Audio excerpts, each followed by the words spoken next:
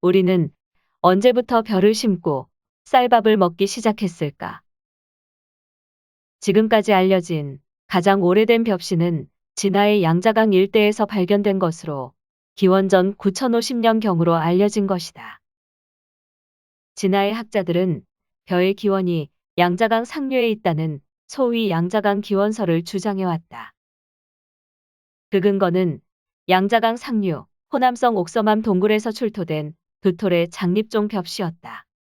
이것을 근거로 진화는 쌀의 기원국임을 주장했고 세계적으로도 공인받아왔다.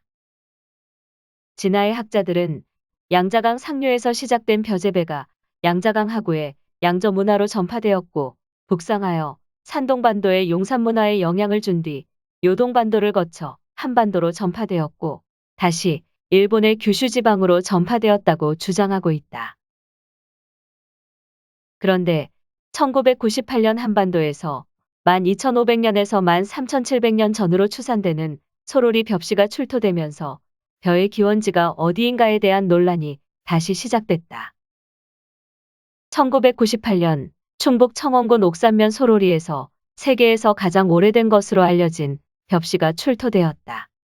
당시 출토된 벽시는 고대 벼 18톨, 유사벼 41톨 등 모두 59톨이었다. 벽시의 연대를 밝히기 위한 측정 결과에 연구팀은 자신의 눈을 의심했다. 탄소연대 측정 결과 12,500년에서 13,700년 전의 벽시로 확인된 것이다.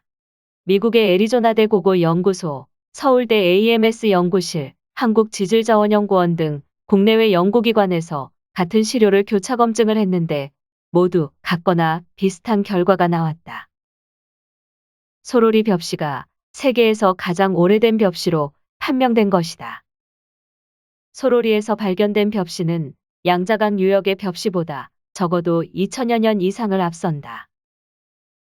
게다가 한반도에서 발굴된 최초의 재배벼는 단립종 벼인데 비하여 양자강 유역에서 발굴된 벽시는 장립종 벼로서 종류가 다른 것이다.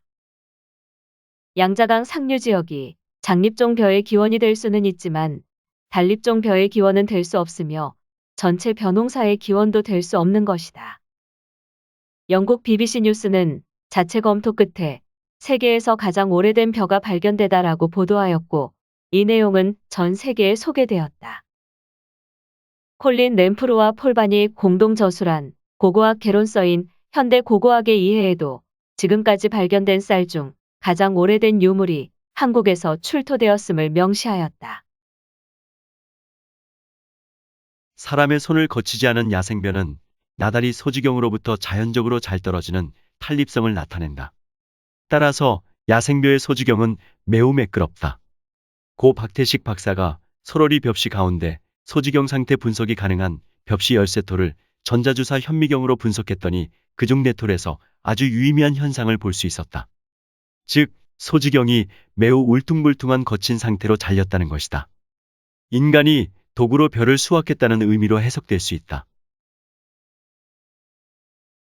이 사실은 한반도의 남한강 유역과 금강 상류 유역에서 신석기 시대가 시작되자마자 즉시 단립종 벼의 경작이 시도됐음을 알려주는 것이다. 벼는 아열대성 식물이지만 주변 지역으로 확대되는 과정에서 각 지역의 환경에 적응하면서 북위 53도 지역에서도 아주 짧은 여름을 이용한 벼 재배가 가능하다. 삼국유사를 보면 환웅천왕이 태백산에 내려와 신시를 열면서 농경을 주관하는 신인 풍백, 우사, 운사를 거느리고 강림했다는 내용이 있다. 환웅께서 무리 3천을 거느리고 태백산 정상 신단수 밑에 내려와 신시라 하고 이에 환웅천왕이라고 하셨다. 풍백, 우사, 운사를 거느리고 곡, 명, 병, 형, 선악 등 무릇 인간의 360여 가지의 일을 주관하며 세상을 다스리고 교화하셨다. 이 기록을 보면 고조선보다 먼저 존재했을 것으로 추정되는 신시에서도 이미 농경 문화가 있었음을 추정할 수 있고 이를 계승한 고조선도 벼농사를 비롯한 농경이 이루어졌음을 짐작할 수 있다. 주목할 점은 단립종 벼 재배 지역이 동이족이 활동한 지역과 대체로 일치한다는 사실이다. 한반도와 일본, 만주 일대는 모두 단립종 벼 재배 지역이고 바레만 일대와 산동반도, 황하 하류와 회수 사이의 지역도 단립종 벼 재배가 성행하였다. 반면에 양자강 상류 유역과 그이 남은 장립종 벼 재배 지역이다. 양자강 하류 일대는 장립종 벼와 단립종 벼가 겹치는데 양자강 하류의 양저문화 상층은 동이족의 문화라는 주장이 있다.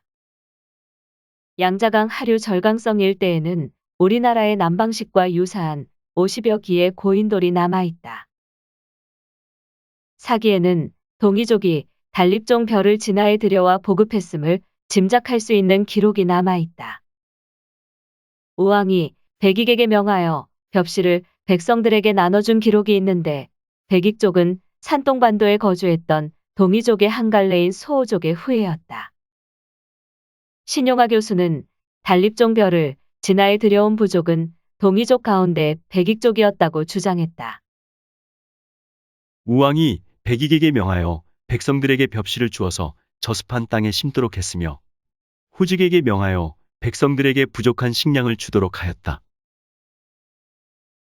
고조선 문명은 야생벼 가운데서 인류 문명 사상 처음으로 단립종 벼를 순화 재배한 문명이었다. 단립종 벼 재배는 고안반도에서 기원해 진화의 산둥반도와 동해안 일대로 전파됐다.